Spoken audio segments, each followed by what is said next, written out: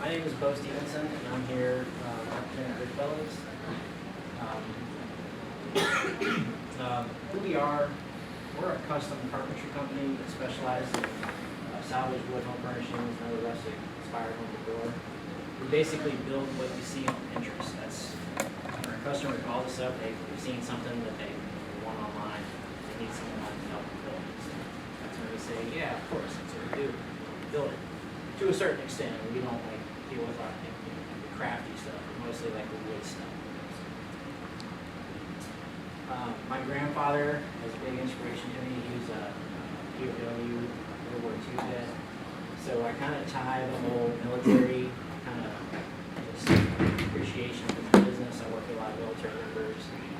Anybody who's in the military, I offer them a discount, or just try to take care of them somehow. So, fortunately, I've got into military clientele, so we're all very tight. We're a lot of their friends, so that's been very helpful to the success of my business. So it's nice to be able to kind of give something back to the military. I never served. I wish I did. I had a health issue and wasn't able to do it. So it's nice to be able to help them out. We do a lot of different stuff for the military friends where their husbands deployed, so we have to make sure we take care of that. Alright, so it's a really funny story how we started. I was in car sales. That's for the last 10 years before I started this business. I was selling cars, I worked in the finance department. But the dealership that I worked for decided to close down pretty much overnight. We were all kind of stuck without a job, basically. And if you work for a car dealership, they give you a free car. So I didn't have a car. So I took the car back and basically stranded. So I had to figure out how to make ends meet. Wasn't able to get a job, so I was working. I was going around in the neighborhood finding furniture, and selling it, and fixing it, and selling it. People on Craigslist and Facebook, and just basically getting my bill money together. I wasn't making a lot, but it was steady business. And then I decided, later on, I could get into it. More doors opened up with furniture. People started asking to build custom pieces. So what now started off as just a hobby in my backyard has turned into a business, and we offer a lot of home services now. Our specialty is salvage wood walls. And what that is we take shipping pallets and we cut the wood up, and we mill it, and we paint it and stain it, and we put it up on people's walls as like a decorative finish. If you look on like TV, a lot of the shows, a lot of people have that stuff, like HGTV and all those designer shows, they have that stuff, but at that time, you couldn't go to Home Depot or Lowe's like you can now to get the stuff. They sell fake part of it. So we started doing that, and that was kind of like our main thing. And with that, we, like I said, more doors open. So now we make light fixtures. We do pretty much anything custom home decor, furniture. We offer refinishing, design, and installation of all the products that we.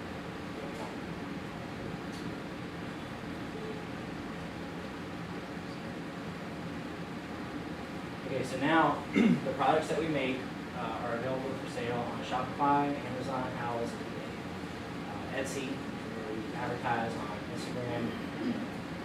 We're on Angie's List now, so we do like a lot of home improvement type things. Facebook, that's our main bread and butter. We wouldn't be here today without Facebook.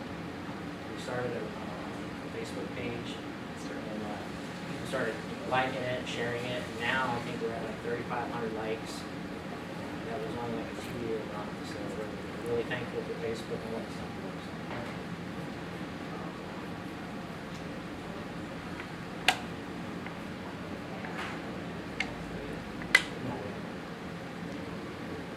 So we actually became members of the Tidewater Builders Association. I don't know if you guys have heard of that, but it's a network of local builders and people that are home improvement type trades. So we're a member of that, and what they do is they do the Homerama, and that's what our goal is. We're trying to get into Homerama sometime next year. We actually almost got into it this year because one of the builder who was doing that, we missed the deadline when we get in. We were going to try to put our wood wall in there, donate it. So it's a very visual product. it's not something that people go on Google and search for. You kind of have to see it to want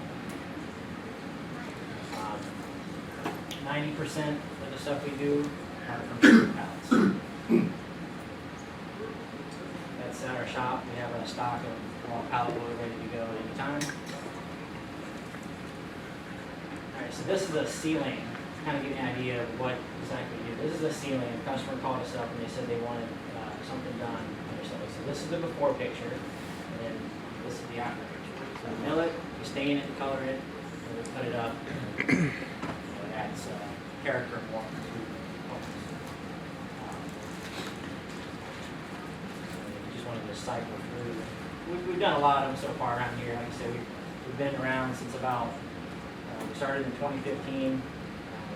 So we've done quite a few walls in the area. And we work with the customer on colors. We come in, give them free consultations, and we work with the color scheme in their house.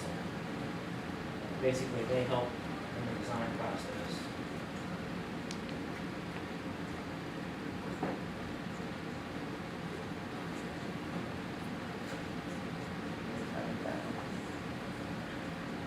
Custom backsplashes with it.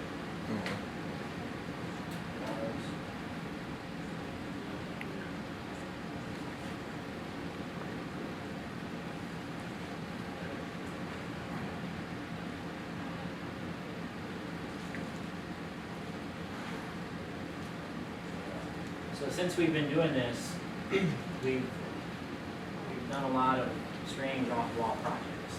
And one of the things that we started doing at our shop, we started doing workshops where people come in and learn how to build stuff with power tools. So we kind of teach them how to build something. Most of the stuff that we build are inspired from pictures.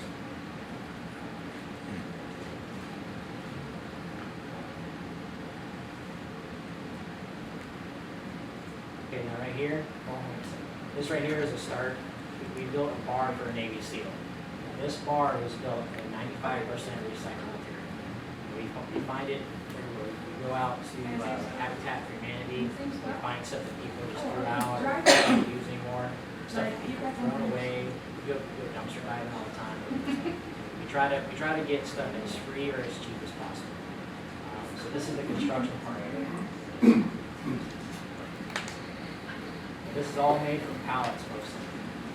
We actually did have to buy a piece of plywood for the front. Now, you can't see it because of the lighting here, but right here, the Navy SEAL, there's this thing called a bone frog. So we painted a bone frog on it. It's a symbol. It's really cool. That's old flooring that someone, they bought too much. They threw the flooring out, so we use that as a mark. And there's the finished product.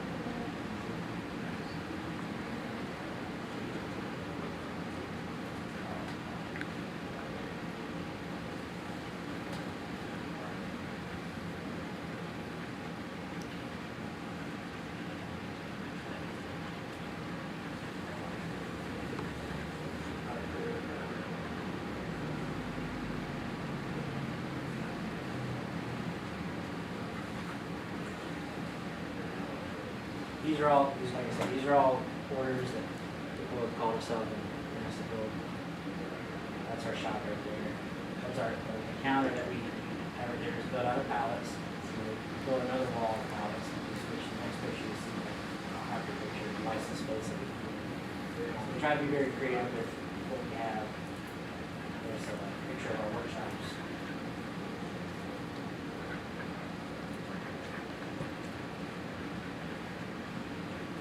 You guys have any questions for me? Well, one, before I forget, Yes. on Elmhurst Lane in Portsmouth, there's a business that has like giant truck, like a dump truck full of pallets sitting on the side of the road, ready for pickup. And I don't own a truck, or I'd already got it. Yeah. But if you are ever out and about in Portsmouth, it's on Elmhurst Lane, right off of Greenwood Drive, and it's like, it's a dream for somebody like you. It's enough wood to build a house. There's a lot of people that do the pallets. So the thing is, it's tough to find them. You know, if you don't have a truck or you don't have a tool safe parts. That's how we kind of we're able to sell stuff like that because we do all the work for you, basically. But I do have a question, because it sounds to me like you have two little different business models going. I don't mean to say little, but two different business models going. One, the construction side, and one, the teaching people to do the HGTV wood accent walls and use those things. Which one do you enjoy the most? You know, it's a tough question because we actually have our WoodFellas thing that does all of our salvage wood products, and we also do handyman work for our customers. So that kind of like the business kind of developed inside another business. And the workshop classes, we didn't even plan to do that. That just kind of happened. Someone asked us if we were hosting an event for them, and we just realized there was a market for it. So we had 3 businesses running at once. So we said, okay, this isn't enough. We've got so much on our plate. It was hard for us to manage. So really, actually, I love doing all of them because we're helping people. Without our customers, like I said, our customers are great. They share our page and our posts, whatever. So I would say probably the workshops, because that's a chance for us to inspire. We had a lady come in who was terrified of a miter saw. Never used one before, was so afraid of it. And then, during the workshop, she ended up using the miter saw, and then like 2 weeks later ended up buying one for herself. The other day, a lady called on Depot that attended one of our workshops, had a question about a jigsaw that she used in her class. Now that to me is like the best kind of phone call ever, because I'm actually helping people and inspiring people. So that's the part I'm doing. So I'd say probably the workshops are. How often do you do the workshops? What do they cost, and are you still doing that? Yes, we try to do the workshops every Saturday because parking is very limited at our shop. So what we do is a Saturday class, 10 to 12 people. Price ranges depending on what the item is. We provide everything, all the material. So the classes are about $45 to, I think the most expensive one we have is $110. But it just depends on the person that comes in and they don't want to do it. They're going to mess with power tools. There's no pressure. They come in your store. It's more of an entertainment thing. It's kind of like paint night on steroids. If we could figure out how to mix the power tools and the wine together, maybe we would have something. I don't know if the city of Virginia Beach would care too much for that. Probably not. We try to advertise as cheap and free as possible. Like I said, this is from Nextdoor. You guys heard of Nextdoor app? We throw a lot of posts out there. We target like little specific handyman jobs, and then when we go out to do a handyman job, we pitch our other services. That's how we're able to get repeat business for different products and services, the same customers. I think that was the last slide. Last question. Okay. 4 parts. How does a car salesman learn how to do this amazing stuff? And what was your startup cost? Because you said you lost your car, you lost your job, you had to buy these tools unless you obviously maybe didn't in the past. Where do you find all your pallets? Because that's your incoming wood, and I can't even imagine where you look for pallets around here. And also, you talk about Facebook advertising. You have a website too, or you just use Facebook? Yeah, now I have a website, but before I really didn't have much capital to start out. So what I did is every item that I sold, I would save a little, or I would trade up, or I would find stuff for free, garage sales, storage unit auctions, and I'd fix it. A lot of the tools that I had starting out were really bad. And there was times that I almost got panned on because of the tools that I saved, but I just had to look at what I had.